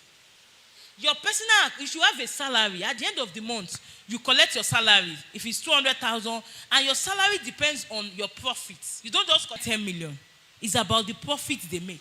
Why some earn 200,000, some earn 50, so as business owner, we get paid for the results that we make. If your business is growing, your money will grow very, very big. But if your business is not growing, your salary will reduce. Not like your staff. You can't reduce staff salary, but your own salary will reduce because you cannot go and eat up the capital that you have in your business. So we need to understand that. And you must pay yourself as a business owner. Paying yourself is good for you. And paying yourself is a form of self-love. Self-love. A lot of us have money. I remember years I was making money. I'm already a multimillionaire at that time, but I will still be thinking I'm poor. Because I was not paying myself. And my business was having money, while me, I was broke. And there are so many people like that can be in this room today. When you start to pay yourself well, your business fund is your business fund. You are you. So your personal account can have maybe 5 million and your business is 100 million worth. So when people are asking you for money, it will solve your problem. Because why? You have to put boundary between your business and yourself. When somebody say, I need 5 million, you say, no. Because the one you have is your own. The business is not your own. And if you can give, I can give you 2 million. Maybe that's what you have. And if you can give all, like I always tell people, if you give all, don't eat. Don't go and touch the business money. Sacrifice, because you are the one making sacrifice. Not your business and not your children. Not your wife. Don't sacrifice, because I paid rent for my brother, then all your children will not eat. Kilo shele. No, you can sacrifice your own. And that's why I have a course called Managing Your Personal Finance Effectively. That will teach you what to do. There are 4 categories to dividing your personal money. You can give it out, but you see the one for your children and your shelter and your life, you don't touch it. Your own, for looking good, that's your house. But your children's school are not, no, you don't do that. You don't do that. It's wrong. So the Bible says in Proverbs 27:12, a prudent person foresees danger and take precaution. The simple goes blindly and suffers consequence. And this actually helped me to summarize what I call proactiveness. Be proactive. If you want to succeed in business, you have to be proactive. The Bible is complete, I'm telling you. Too complete. Be proactive. Once you are proactive, I'm telling you, success will be easy for you. Success will not be difficult. So, I still have 3 minutes to go, so let me just try and round up. Guidelines to paying yourself. First, let's take it. Number 1, start small and scale up. Start small and scale up. Start from where you are and scale up. Number 2, pay yourself from your profit, not your sales. Pay yourself from your profit, not your sales. Number 3, your business will ensure your business maintain positive cash flow always. Cash flow is more important than profits. So I remember one of my mentors, he had an issue. If you don't have money coming in into your business, people are not buying and you are doing transactions, and you just have maybe tied up asset like maybe real estate, you are still you can still enter trouble and you have cash to solve it. So you must have cash flow. Money coming in, going out. Very important. Cash flow is king. You must have cash flow. Don't overcompensate yourself now. As you're just starting business, because you just started, you made 2 million. I must buy Brazilian air. No, don't overcompensate. I'm not saying look bad, but don't overcompensate yourself now. Take it easy. And I want to challenge you. This might look so wrong for some people, but I'll tell you from experience, it's the best thing you can do for yourself. If you start a business and your business is not up to 5 years, continue to rent your location. Even your home, continue to pay rent. Don't buy. That buying and building will distract the growth of your business. Wait for your business to grow, then you can build without stress. Most all of you be building house with, most all of us build house with, sweat, kitoko. Must it be like that? And it's business owner that does that. Immediately you make 5 million. Let me say, did they tell you that Ile is running away? It's not running. Let me give you a clear example of one of my mentors. It's called Easy and Quiet. They know him in telecom. Very wealthy. When he joined, he started with 50,000. That man is worth more than 20 billion today. He would tell me, Nancy, ma join one. He's a man. He said, ma join one. Let's be building our capital. When we make profit, we'll retain. When we make profit, we'll retain. When this man wanted to build a house, years back now, after the business has passed 5 years, because he now has capital. When all the dealers cannot meet their target, he will single-handedly buy all their targets. And those people that is buying their target, and when they are building houses, they are distracted. So what he will do is they will come to him and say, sir, I have 200 million to go. I don't know what to do. He will say, I will buy it. What will be my commission? Even though the network is giving them 5%, they will give him 10%. It's not his business because they are the one that came to offer him. He will now say, okay. They will make loss. He will now say, okay, we'll transfer 200 million to this one, 200, all of them. When we now enter new months, he will have excess products with complete high profit. He will be selling. When this man want to build his house, when his business was around 10 years, he built 210 flats in 3 months. He did not sweat to build it. I wish they told me earlier, because me, I've started to buy one land when I started. I cried there. I wanted to sell that land 3 times. Every day I would go and meet my mother. Oh, Tisumi, oh, hey. I don't have. My mom would say, you can't sell what you bought. Hey. So I'm telling you what works. It might look funny. People might laugh at it. If you start buying, you buy 5 at the same time. What only lay go? What you could look base loan to often calling. God will give you understanding. Let me move on. God will give you understanding. Delay gratification sometimes. Build your business net worth and reinvest it. We are not saying, when we say don't do that yet, capital investment, it's not because you want to waste your money. Get the right things in place. Let your business capital grow. There is a level your business grows up to. You won't be saying, I need funds. You can't be needing funds forever. Your business is 50 years. You need funds in January. You need funds year 1, you need funds year 2, year 3. You don't stop. So you have to think that into the process. You have to think that. And there's a level you build your business up to. People will just give you loan without asking for it. Because they've seen your value and they've seen your worth. And there should be time when there should be time when there is no money in this. There should not be time where there is no money in your system. It will affect you. So as you grow your business, your cash flow is very important. Stop making decisions that will make you not to have a kobo. No, a business owner, you run your business for 10 years, you now make decisions and say, hey, because I want to do this, you now don't have anything to work with your working capital. You don't have anything. That can crash your business. And that can make you to begin to take on deals that are not supposed to be your standard. That can reduce your level of thinking. So whenever you are plan your decision ahead. You can plan to say, oh, I want to build a house in this so years. Start taking out the money. Start saving from your profit. You can decide to say, oh, any money that comes in, I will take 50% and put it in an account that I will not touch. Anytime it gets to an amount that can buy a building, I will buy. But you are not buying forcefully. You are not buying to stress your business. You are not buying and not be able to service your customer. Those were the experiences I had, and it was tough for me. Then number 4, consider long-term effect of your pay on your business. Finally, don't underpay yourself or overpay yourself. There is a way to calculate your business salary, your salary, so that you don't overpay or underpay. When you overpay, it will affect your business. When you underpay, it will affect you. So you need to have the balance. And also, when you start paying yourself, you should get to a level where you can share your salary into allowances and salary. So that as you begin to record your business expenses, you are putting those allowances inside and you pick your salary. So that some of your expenses can go into your business expense to help you reduce your tax, to help you reduce taxation. So you must pay yourself as a business owner, no matter how your business cries about it. If you want to start paying yourself, your business will say, hey, there's no money on ground. Why will I pay myself? I'm telling you, if you don't pay yourself, you will spend more. You will spend more. So when you pay yourself, it will help you to stay within that particular place. I pray God will give you understanding in the mighty name of Jesus. Thank you.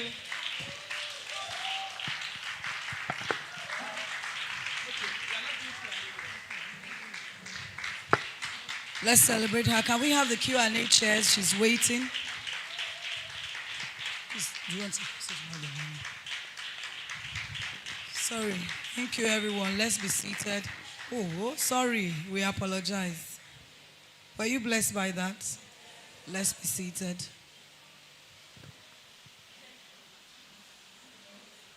Coach Nancy, well done. I hope when you hear my name again, you won't run. Thank you. Was anybody blessed? Will it help you? Will that help you? As in right now. Something you can do immediately. There's something that she repeated here. She went in that area today. That a question was asked yesterday and she went in that area today. And yesterday I wanted to give response to it and I forgot. But she went in that space. You responded in Ikorodu yesterday and it was a fantastic response. But I wanted to highlight it. Somebody asked a question. Said whether it's a question or a comment. She said, in her organization, she's the one that makes money, that brings in money, and that other people are not really bringing in the money. But her boss does not like her, or does not acknowledge her, does not appreciate her, but is endeared to other people that are not even bringing in the money. So she answered. But my response was in that line. Today again, you said something that I can't clearly remember, but she said something in that line that has to do with our personality, our person. If your boss, if you are the one making money, and then you are saying your boss does not appreciate you, there is more to it than the money you are making. You are focusing on the money that you are making, auntie, uncle, whosoever you are, and whosoever is thinking like that, that's what you are employed to do. You were brought in so that the business can make money. But people forget that life is beyond money. For everything in life, there's 360-degree turn. There's always two sides to the coin. Your life does not consist of the core assignment that you came to do alone. As members of this ministry, you are members. You came. People, they say, Shadura and Shamini Church. So you have come, they preach, you hear, you go. If that is all we do, we would have shut down. Am I correct? So we go to church, or we go to fellowships, we go to communities like this. We come to church, but we establish relationships. We go there, there's empowerment. But when the signage was put out, they didn't call it Empowerment Center. But we go extra mile in doing certain things. So when it comes to your own evaluation of yourself, you cannot be saying, Shebi, I came to church, it's just for me to come, listen to the word, say amen when they pray, and I go. But when it comes to the other side, then you begin to analyze, in that place, they don't even love people. They don't love people. All they do is they just preach. They preach, and then we go. But when it comes to you, you take that side. That's what that lady was doing. Oh, I'm making money, but they don't appreciate me. There are things that make people appreciate you beyond the money you are making. Yoruba people say, Ajo Jowolo. Even though you are making money, but your attitude stinks, they will prefer those who are not making money to you. Does somebody understand? So she said something now that has to do with our character. She went there last, you were talking about yourself. Ma, that self part, I think the percentage of our success lies so much on self. If they give somebody here, perhaps, or anybody else somewhere, there's a probability they give you 2 million today to add to your business. Or like she's been talking, somebody's husband gave her 5 million, gave her 5 million. If they give you that 5 million today, you put it in your business, and maybe you can get stock, and your business begins to look good. I'm telling you, where you lack character, and listen please, character is not only the integrity of I can keep money. It's a whole syllabus. It's beyond I can say the truth. There are some people who can say the truth from here to Kafansha, but they will have problem because your approach, your manner of saying the truth is putting you in trouble. Do we understand? So I'm trying to say that life is not one-sided. There's something called 360-degree leader, where you have to look at different aspects of it. Your business success is not dependent on your staffing alone. It's not dependent on your customer service alone. It also has a lot to do with you. I don't know whether you are like me. I just cannot stand bad attitude. It stinks. I don't care whether you are the only one that has that product. I won't buy from you if you have a bad attitude. My money will not go to you. And if we have many people like that, that means that you'll be losing sale, even though you are the best. Skill is one thing. Character, people management, business management are other aspects that make, our businesses to succeed. Now, I can't even relate. They call you a leader. You have a bad attitude. You're not supposed to be a leader. You should still be in the cooler, still following without taking that leadership role. So when she was talking about self, those are the things we need to look at in ourselves. That lady yesterday must have been so consumed. In actual fact, from everybody we discussed with, everybody said, the fact that she's the one making money has even entered her head. She's become prideful that she's the one making the money. If you make the money, and those who are producing the product or ordering the product are not getting the right product, what money are you making? Do you understand? So life is not centered on you alone. Never think I'm the only one doing it. So I said to them in the car this morning, there are 7,000 that has not even been stained. When Elijah, in all his Elijahrism, the whole anointing of bringing fire down, causing a brimstone, chasing the likes of Jezebel, when he began to feel thick with himself, to say, God, I'm the only one. I'm the only one standing for you. He said, keep quiet too. I understand you are tired. You've done so much and I know you are tired. Don't even go to that prideful area. Don't cross that line. You are the only one. I have 7,000 that I have not released. They are inside. I'm training them. They're on the way. So if you mess up, I'll use 100 to replace only you.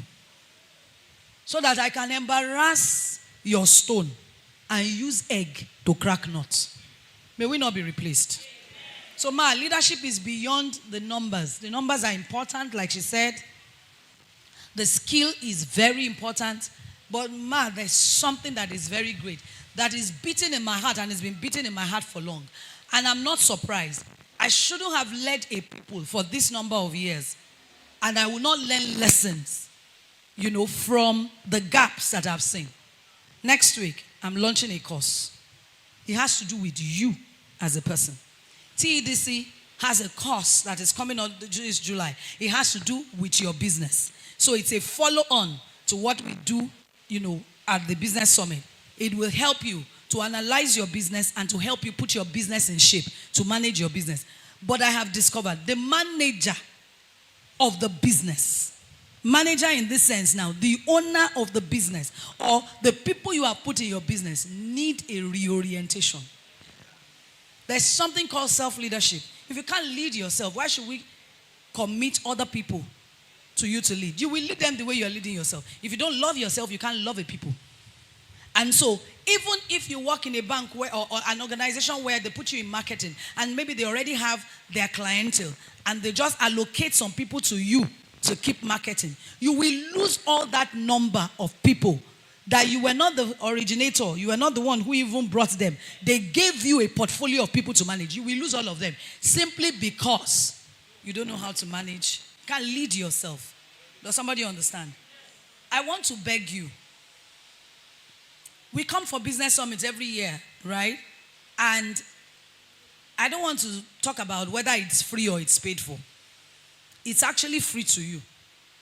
But even what we get from the business summit, if we will rise, like she said, and we will sit with it, and we begin to use it as an application, implementation, execution, our lives will shift. Now, I can be real with you. It will shift to a certain extent. She has spent how many hours here? Maybe 1.5 hours or 1 hour 40 minutes to speak. She can't teach what she teaches for 8 weeks in her course. Even the people that she teaches for 8 weeks, beyond the course, will still go, Coach Nancy, and if need be, you pay for a one-on-one session to still have with her so that you can get it right. All I'm saying is that personal development does not have an end. It's a continuous flow. So if you leave Business Summit and you think, I've done the training for the year, I congratulate you. But look, this is a whetting of your appetite. This is to create a hunger in you that will make you to want more. Last year, one of the things that our homegrown speakers, they were shouting was the University of YouTube. How many people have availed YouTube? More than ever before in the last 1 year. Wave your hand. You were here last year. And between last year and now, no, I just want above your head so that I'll see properly. And can you see? Some people were here. YouTube still did not matter to you. When it is free, all that you need is your data. Some of us have learned on YouTube. Somebody told me today that her daughter, who said so? That her daughter, who is on a 1-year leave, is learning. She's learned to make cakes. She's learned to make donuts. She's learned to bake on YouTube. And that will become another stream of income if she so wants to. She lives abroad and she's learned it. And I know that one thing that goes for people who live abroad is they want the kind of snacks we have here because they don't have it there. So if you are a Nigerian based in a foreign community and you position yourself to make them things like they do at home, that's money. Including cooking soups. So we cannot be satisfied with what this has offered. Rather, it is the beginning. This morning as I was studying the word again, I saw something and I began to fire prayer. The devil, unfortunately, is smarter than us. In the temptation of Jesus, the Bible says, and he became hungry because he had been fasting. He was hungry. And you know what? The devil saw his need and capitalized on his need to tempt him. We see a gap in our lives. We don't capitalize on it to bridge it. We leave it wide open. But the devil was using it. He didn't offer him any. He wasn't talking about his leg. He wasn't talking about his head. He knew he was hungry. He tempted him about food. He said, turn these stones to bread so that you can eat. When you are talking to somebody who is hungry about food, they become hungrier. Is that a correct English? Good. I just said I should check. You are hungry and you are leaving yourself. The devil decided to feed it. Thank God for the strength of character in Jesus. He didn't fall, but it's a good place to fall. And we even be making excuses. He's been fasting, he's hungry. Who can it not happen to? Let's just forgive him. But for the strength of character, he was able to. But we see a gap in us, and we're making excuse for ourselves. They say somebody's work, the finishing is not good. We say, is it the one that made that suit? At least he tried. Ojebi. Ibama try. Why did you call yourself a tailor if you cannot finish the suit well? Did I tell you I wanted to wear? It's Coach Nancy that is firing it. Does somebody understand what we're talking about? When you see people talking with passion, it's because they're coming from somewhere. And it's because they have the love of the people at heart. All the vision thing I was telling you. If your vision has got nothing to do with people, it's not vision, it's your personal agenda. I said, the people who made this camera, their goal was to make a camera. But behind that goal is a people vision. Because camera will not jump up by itself to come record us. Whether the CCTV that they keep somewhere, it is somebody that installs it. But the person installing is one side. It is to the end user that they had in mind, so that they can help you capture what your eyes, your physical presence cannot see. So it always has to do with people. So when you see people coming out like this and saying all of this, it is because they have you in mind. How come then would we not have ourselves in mind? Don't tell me I'm overwhelmed by the things going on. Hey, we are all overwhelmed. Or let me reframe that. We all have the potential of being overwhelmed. Because what is going on and is happening to almost everybody. Those who are even stealing. It's the same overwhelm that you have that is overwhelming them, that is making them steal the more. True. And those who are doing wrong, they are devising strategies to increase in their game of doing wrong. And we are saying, I'm overwhelmed. I've been in this problem for a long time. And like Coach Nnadi said, I'm waiting on God. That one that was the first slap that she gave me on Tuesday. I'm waiting on God. And me too, I've been waiting on God. I agree. And we've waited. And truly, I'm a diehard believer in times and seasons. But I guess I took it overboard. I believe in it, diehard, times and seasons. But let me tell you, when your season also comes and you don't get up, it passes you. We've got to be proactive. Mommy, I appreciate what we're dealing with. I appreciate the fact that a sister went to the market and told me on Tuesday how she spent 55,000 buying tomato, rodo, tatashe, and onions. 55,000. That a little while ago was not her allowance, was not her home keeping allowance. Spent it only on pepper.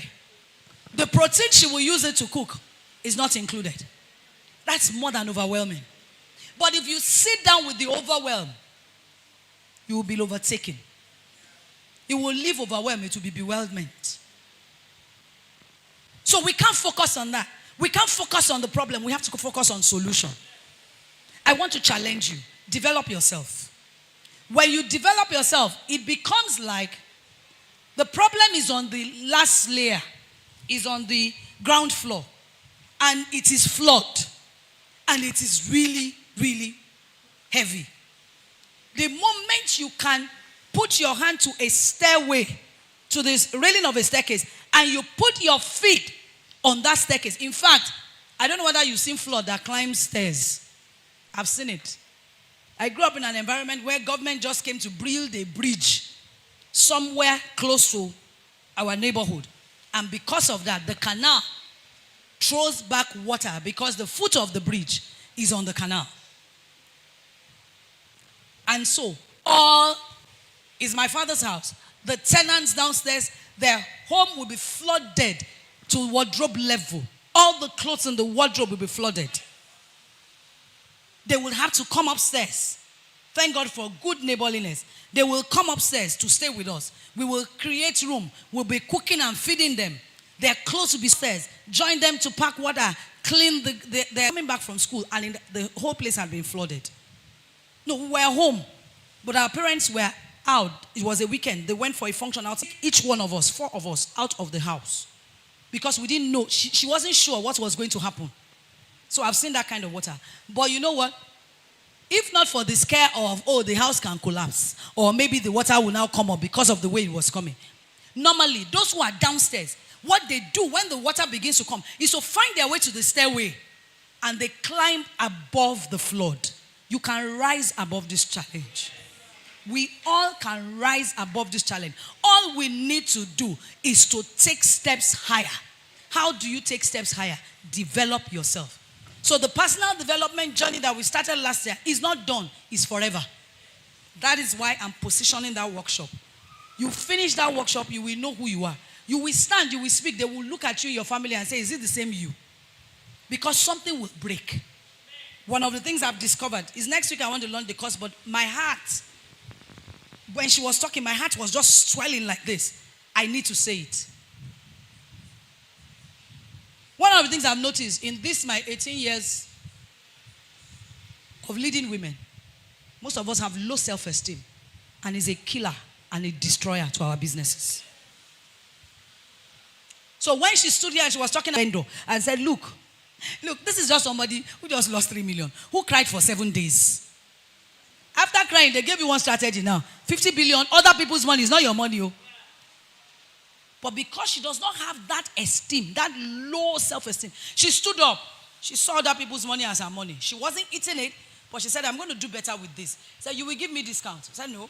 She said, well, if you're not going to give me discount. She didn't look at it like, I've collected their money. Oh. Hey, you better let me buy quickly and go and give them their goods. She said, no, if you're not selling to me, I go somewhere else. She got up to go. What else is confidence and courage than that? And then they said, come. Okay, I'll give you 1%. She said, that's what we're talking about. You can go ahead and give me. You think they will not fear her. And when I say fear, I mean revere her. That's an astute businesswoman. That's the reason why she keeps right. But they are pricing market from you. Okay, pay. They've undercut you. You say pay. The motive behind that is that if we make this money, at least we will eat today. Survivor. We're going to rise from there. So don't think I'm judging you. I'm saying that in my study, in my understanding of my constituency, these are the gaps and we must close it. That thing that is making you look down and not be confident enough to stand. Because as a leader, you must be able to stand. You don't cry when your people are crying. You can't be shaking when your staff are shaking. She said, I cried at home for 7 days. I cleaned my eyes. I went to work. She didn't go to work to say, people here sick by me. Then they are now crying together. Who is the boss? Who is the leader? Who is the follower? Then our staff will now carry handkerchief. Madam is okay. Madam, don't worry. This too shall pass. We will be fine. She should now hug them. Motigbo. Thank you for standing by me. May you not see that kind of situation. Some of us, we've been round this mountain long enough. You were doing well, something happened. It happened to me too. You will now sit down with it. For how long are you going to be mourned? He asked Samuel, for how long are you going to mourn Saul? When me, God, I've moved on to David. Madam, where's your David? Why are you still bemoaning Saul? What did you lose? She lost 3 million. She got 50 million. That one is not even your money. The one you now built it, what did it come back? 200 million. Abba, do the math now. If I'm the one, I'll be praying to be losing 300 million to be gaining to 200 million. Yeah. But somebody has lost 30,000. And on the strength of 30,000, has never been able to step out of the door before. Again, after that. Say, they are calling me Onigbesi. I'm not encouraging us to have bad character. And I'm not encouraging us that we should become debtors. But listen to me. Life happens. It happened to me. I shouldn't be holding this mic if it were going about debt and debt portfolio. My husband shouldn't stand to pastor if it were about debt and debt portfolio. Were we jittery? Yes. When I said God, I said, go ahead, go and do it. When he became his turn and then he needed to become a pulpit pastor in church, he said, maybe they said, come and church. I said, hey, come on, go. He said, do you know that all those bankers, I said, hey, the opportunity for you to do a press conference that we did not eat the money. Business, life happened. I said, speak. And then we began to talk about our story. We began to share the story and what happened to us. Every time I share this story about the debt portfolio, people line up to come and talk to me. To say, Ma, that thing you said. The first day I shared it at the Lagos Center, we were still in 71. That day, I didn't leave church until like 7 p.m. People queued to talk to me. Me too, I have. The day I shared the academic journey of my son and the challenge that he had at the last moment. Come and see mothers in fellowship. Pastor Michael, you are just a blessing. You mean I started hearing stories that probably they would never have told me before. Ma, your challenge is not the end of the road, it's a bend. Get out of this thing. And the devil will capture you there. And be making you feel you are the only one in your neighborhood that has this challenge. And everybody is looking at you. Let them look. It's even good for them to look. When I got married and we didn't have furniture in our living room. We had nothing. Except for this cupboard fridge. Once they take light, there is water that is dripping. I didn't want anybody to come and visit us. One day God said to me, you don't want them to come and visit you. Even your neighbors, they are doing prayer meeting. They said this is the turn for your flat. You said they should not come. I said, we don't even have generator. And there's no light. The transformer is blown. What a terrible situation. I said, they will be mocking us. I said, open that door. Let them come in and pray in this house if you want fruitfulness. You want to have, let them come. So we took candles. I bought packs of candle, carry matches. Said, okay, they can come for fellowship. We sat round and placed our backs on the wall. You would think we are doing one ritual. Worship was flowing. Prayer scattered. And we too saw it. We'll be the ones who announce. Remove that extra that I've given you. Anybody has question? If you have question, ask now. Do you have question? You are shaking. That you have questions already. But we are looking at time. Should we pass? We should answer their question. Coach Nancy say answer their question. Please, let's celebrate our speaker. Fantastic. Fantastic. Fantastic. Thank you. So let's have our minister, Minister Yemi Dabiri and Sister Ayo Finioloro to take this session. We'll make it very brief because we have you in mind. Whilst they're coming up, can I have that book so that I can do the wrap? Everybody look up. This is Leadership Principles from the Bible, authored by Daddy Gio, Pastor Enoch Adejare Adeboye. I picked this book on Monday and I couldn't drop it. So we ordered copies. We sold out in Ikeja on Tuesday. They didn't get any copy in the Ikorodu yesterday. I've ordered more and we have copies. All I want to say is speak it. If I say to you that something is good for you and you honor it, it is okay for you. But if you don't buy it, it's also fine. Or you go and buy it, when you do have the money, write it down and make sure you get this. This is leadership principles from the scriptures. From Genesis to Revelation. It is a good book for you. Those who have started reading it have started shouting. This is my recommendation. Buy the copies we have now, or you get it in any other bookstore. It's 8,500. Good. Mommy Margaret, when I stepped up and I saw you sitting down there, I made a pledge to God I'll give you. So come take this. I'm giving you this as the award of consistency. God bless you, ma. Thank you, ma.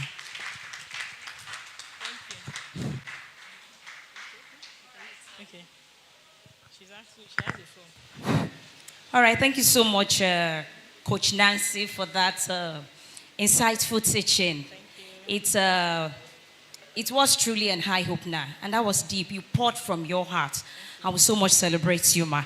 So I have 2 questions here for you, ma, and I'm going to be taking it simultaneously so that you can give the answer together. The first one says, can you please share any specific tools or platform you use for data management and analysis? Okay. And the second one says, please, ma, how do I calculate my salary and allowances from my business? Okay, so the first one. So 2 software I will recommend. I will recommend BusyWing software. BusyWing software. Yes. And we also help people in installing it if you are interested. Then also Accounting Boss software. Those 2 are the ones I recommend. Then for the person that wants to calculate salary, in calculating your salary, you must know your profits. So first thing is for you must be recording your sales. If you can know your sales, and if you find it difficult to record your sales because you have high turnover, I will tell you there is this template I have. Just calculate your assets. Your assets minus your liabilities. What is left will be profit. That profit that is left, we have 3 ways in which you pay yourself. You can pay yourself by salary, which means that if you calculate the amount that is your net profit, I'm not talking about your gross profit now, net. You can decide to say, okay, I normally recommend 30% if your business profit is below 5 million. If your business profit is above 5 million to 10 million, I recommend that you do at least 20%. Then if your business profit is 10 million to 100 million, 10% is fine. And if in your business you have partners, whatever percentage that you have chosen is what you will spread between you and your partners. And I also want to quickly say that if you pay yourself salary, also ensure that you get allowances. Whatever benefit your staff gets, any other kind of benefit like Christmas bonus that you pay them 13 months, you must also earn it so that you are not living like a pauper, yet you are an MD or a CEO. Then there are other bigger allowances that come as your business grows, like car allowance, housing allowance. Your business, I want you to change the narrative for your business. Your business can be like the banks. It can pay you well, pay you good money, buy you car. But when you just take money from your business anyhow and buy car without making profit yet, that's when you kill the business. But when you set a standard and you say, oh, if we have done this business well and we make this profit, at the end of the year, you can look at your profit and say, oh, we have made 100 million. You can buy a car for the directors. But you don't buy car from your capital when you have not done nothing. But when you do that, you are buying it for the corporate. Then you are the one using it. Because the reason why that is good for you is to reduce your tax liabilities. If you pay yourself and go and use your money to buy car, you will still pay tax. Because tax is paid 2 ways. Personal income tax clear. And for those of us in business too, if you can pay Caesar, which is government, 2 tax, then you can also pay 2 tithes for God. Your business tithe and your individual tithe. When your business make profit, you pay tithe. When you collect money, you get gift, you pay tithe. People will say, you can't show tithe in your books, it's not right. There's so many things that is not right that people do. You can always find a way around it. But for me, if you can pay Caesar 2 kind of tax, why will you not pay God 2 kind of tithes? Thank you.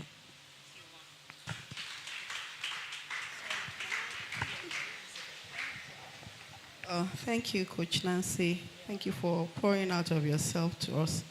Now, the first question here says, please, Ma, can you expatiate on taking our customers on a journey? You said we should take our customers on a journey if we want to increase our prices. So that's the first question. Let me ask the second one, please. The second one says, Ma, thank you for these teachings.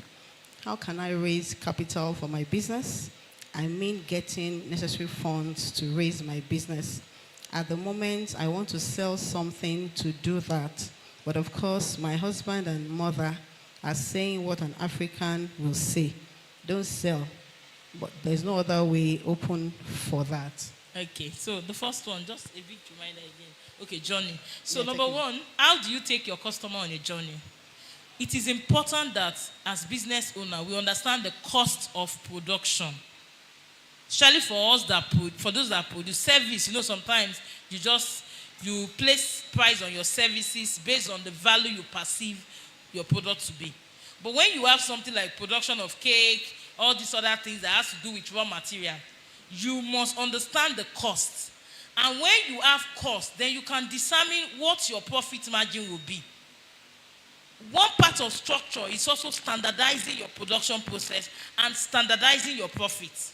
And how do you standardize your profit? Standardizing your profit is saying, if my total cost of, let me use shawarma as example, is 2,000, I will always mark it up with 100%. That can be your own standard.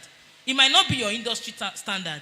And to get that, sometimes you can investigate or do research on your other colleagues and see, somebody is, for instance, maybe you realize that the cost was 2,000 and you see your neighbor selling the shawarma for 3,000. That means that the person marks up his business with 50%. You can decide to say, I will do 50. You can decide to say, I'm not doing 50, I want to do 100%. You can add additional value to make your own, to make you sell. Then now, talking about taking your customer on a journey. So if you have a standard markup percentage, so you can say, maybe there is a price change in the market, like the way we have tomatoes, everything is going up. So you have gone to the market, you realize that the cost is high. And if you continue to sell, you are going to sell at loss. Or you are going to be selling substandard product because you start reducing the quality. And I want to appeal to you, instead of reduce quality, increase your price. It's better off for you. Now, what do? You now set your new price and say, I was selling 2,000 before, now I sell 4,000. So you are going to supplicate to your customers. Don't take them unaware. You have to let them know. So how do you do it? You look for how have you been communicating with your customers. Is it by WhatsApp? Is it by SMS? Is it by email? Is it by Instagram? Any way you have been communicating before, go back to that channel of communication and do a simple message to tell them, good morning. Due to the current situation in Nigeria, our prices will be changing in 10 days' time. So the next day, for that 10 days or 14 days or 5 days, minimum 7 days, you must engage them every day. Twice or once minimum daily. Good morning. I just want to remind you that it's 6 days to go to our new price. The next day, it's 5 days to go to our new price of 4,000. It's still 2,000 now. And one thing it can help you do, it can help you make more sales. Because when you keep communicating to you, people say, let me buy plenty before they change price. Me, I use it a lot. If sometimes price has not gone up, I just want to sell plenty. I'll tell them I'm changing my price. Come and buy you. And all my colleagues will go and bring out the money in bank account and start buying. So you do that, but you can't say a word that you will not change.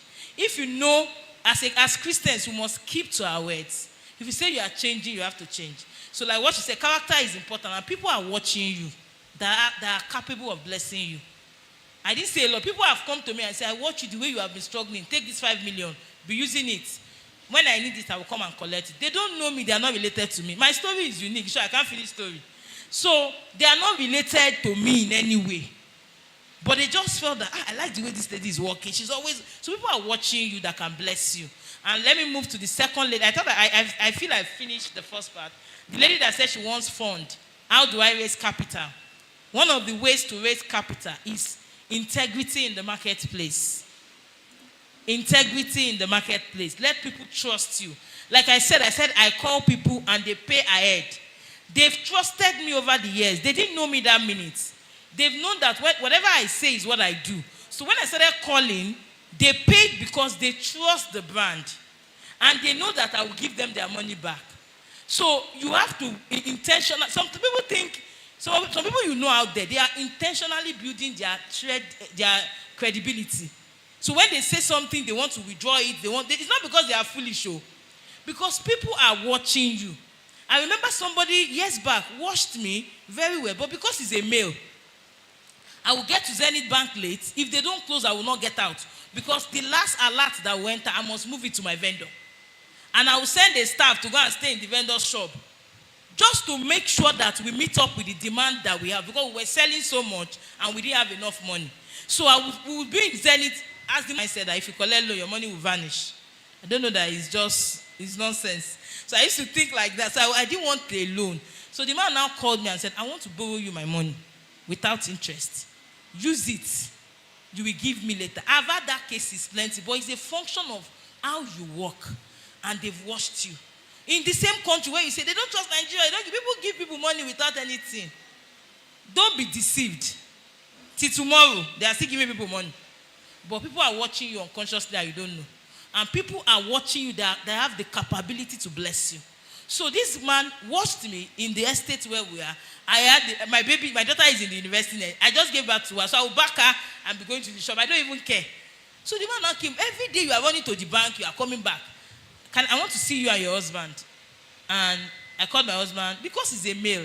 And I'm married. And he does not want any negative narrative. So he told my husband that I want to give your wife this money. I have saved it for my children's school fees. So I pay from there. Let her be using it. Whenever I want to pay anything, I will tell her and she will refund. And the man gave me the money for free without interest. So people are watching you. Put in the work. This father we serve is faithful. He can use anybody for you. And the person don't have to be your sibling. Stop telling God, use Sister A for me. No, God does not work that way. Just pray to him. He will decide who he will use. Then when it comes to funding in business, now, you might have property. Like I told you, my mom never allowed me to sell. After I bought, she said never. And I will be feeling sad that, and I thank God I didn't sell it anyway because the place is valued at excessive amount today. So it's better not to buy than to be selling. So, but what you now need to do is, can you get investors in? But getting investors in is a very tricky thing, because once you bring in an investor, you don't have 100% control of that business. And you must be transparent and accountable to them. Investors and collaboration in that sense is not bad. That's the new money. Especially for those of us here, maybe you don't like business or you've tried it, you realize I'm not a business person. You can get people, partner and invest.